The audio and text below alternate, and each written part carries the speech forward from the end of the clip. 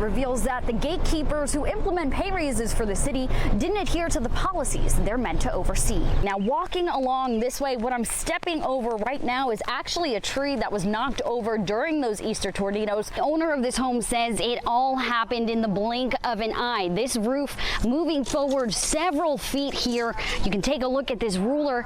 It says more than 11 feet. The CDC still emphasizes social distancing for all summer camps. Reflection Riding says this won't be a problem for them. If you take a look behind me, this is where the vaccinations are actually happening. This roof taken right off of the house here, but today this family in this community is rebuilding. This one says, prepararse tiene sentido, esté listo ahora, meaning getting prepared makes sense, be ready now. Across the U.S., births are on the decline, but this year here in Chattanooga, they're on the rise. The first one, your app is off. The second, the app is on and you're waiting for a request. And the third, the app is on and you're in the process of completing your trip. He has lots of extra eggs. He says he's been able to sell some of them, but he's also given some away. Speriamo che ci possiamo vedere a presto.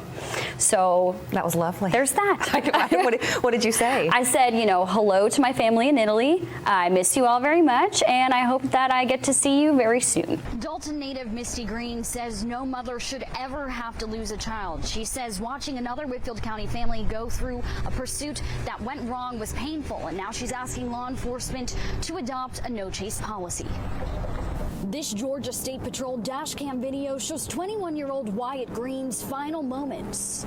I just cry every time I see it because I know what's going to happen. The 21-year-old Marine was home for some time off. He had recently received a Good Conduct Medal from the Marine Corps and had plans to go to Penn State before this GSP chase.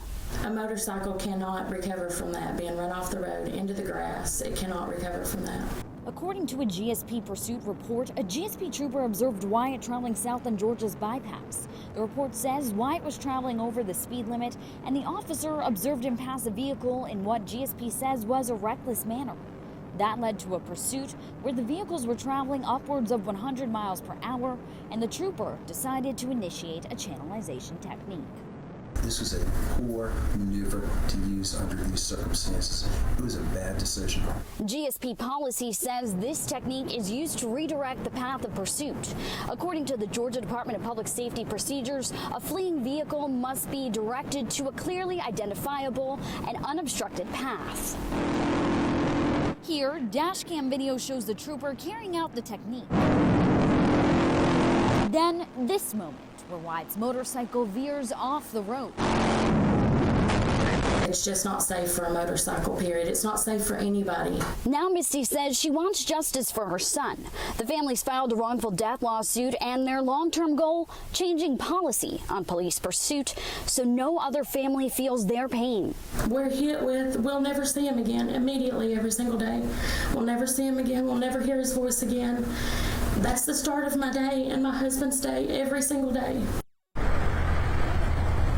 Now, one more thing to note, Georgia Department of Public Safety procedures say that during a channelization technique, a deputy should not make contact with the fleeing vehicle. It's not clear if that happened in this case, but dashcam video does show the deputy saying she was trying to channel him onto soft grass and that she never left the roadway.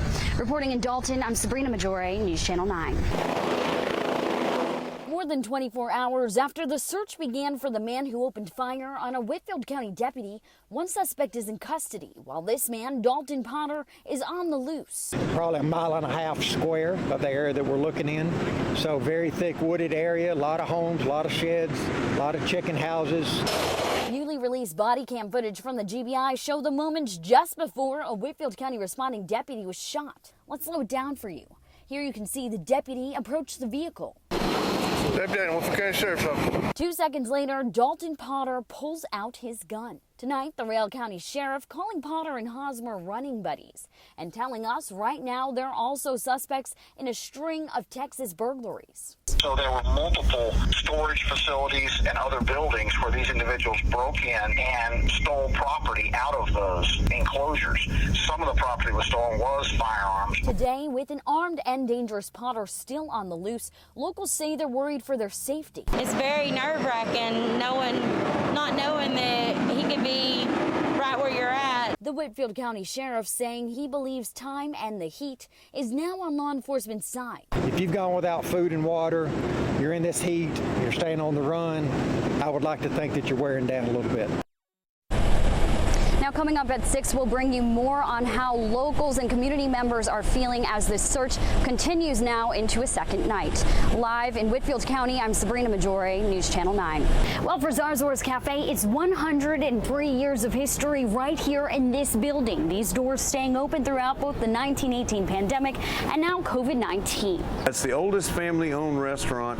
The location hasn't changed and the doors have never closed in the state of Tennessee. Inside this restaurant, more than 100 years of history. This is naturalization papers. It began when this man, Charles Zarzar, left his home country of Lebanon back in 1915. 18th day of January, 1918. Isn't that cool? For $1,000 in 1918, Charles purchased land and started a restaurant that would endure past his lifetime. Isn't that wonderful? But tragedy tarnished the milestone purchase for the young immigrant family when Charles's wife Nazira caught and died of the Spanish flu that same year. My husband's great aunt remembers the day she died. She's passed now, but she was 13 and she remembered running down the street crying when she found out her mother died of the Spanish flu.